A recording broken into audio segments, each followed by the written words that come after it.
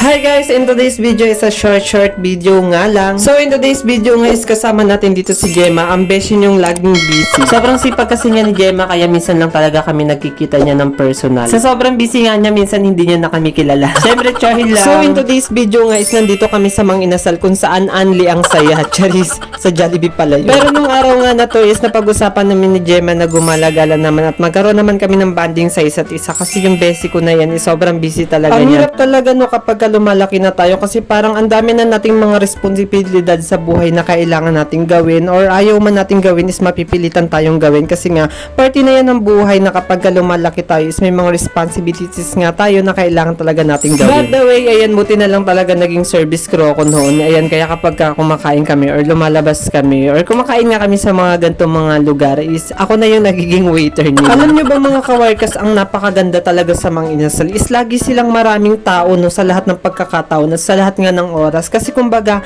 dito talaga sa Mang Inasal is ma-appreciate nyo yung pagkakaroon nila ng pa-anli katulad nga ng anli rice, ganyan. Syempre at the same time yung chicken nila is masasabi nyo talagang malaki as sulit talaga para sa presyo nila. So Mang Inasal baka naman, charis. So yun nga pala mga kawarkas no, sa mga nag-aantay ng aking mga product reviews, ayun, pasensya na nga pala kayo mga kawarkas kasi sobrang busy talaga kaya hindi pa ako makapag-content ng mga product ngayon at hindi rin ako makapag-reviews ng mga product ngayon kasi nga sobrang busy talaga. Pero ayun, nakapag mini vlog naman ako, sinisingit ko talaga to kahit sobrang busy, sinisikap ko rin talaga na makapag mini vlog kahit papaano para may upload din naman at para may mai-update din naman sa inyo, diba? Ayun na nga, update lang, mabuti nga kayo in-update ko yung mga jonyo nga hindi nga kayo na-update, diba? Charis, tapos ayun nga pala, nandito nga pala kami ngayon ni Gemma sa mga bilihan ng libro or sa library, dito lang dito sa loob ng SM. So ayun na, sa mga nagtatanong kung bakit nga pala naka-white ako, akala kasi ng iba nursing student ako at akala naman ng iba nag-aaral pa ako. Ang masasabi ko lang ay hindi kayo updated sa mga video ko. Hello. Syempre, sino nga ba naman ako? Charis. Pero yung totoo mga kawarkas, kaya pala naka-white ako sa mga hindi pa alam kasi hindi pa ako masyadong nag-update. Ayun. So, nag-endorse nga pala tayo ng mga product ng Watsons. Ayan. Kaya nagpapasalamat din talaga ako kasi isa ako sa mga napili ng Watsons para mag-endorse or mag-advertise nga ng kanilang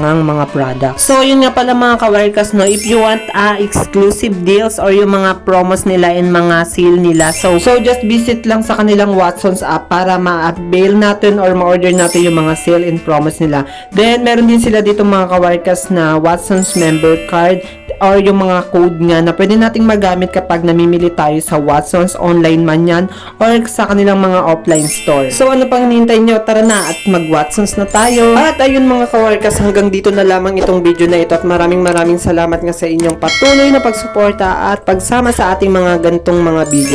So yun mga kawarkas, thank you for watching. Hanggang sa muli, paalam!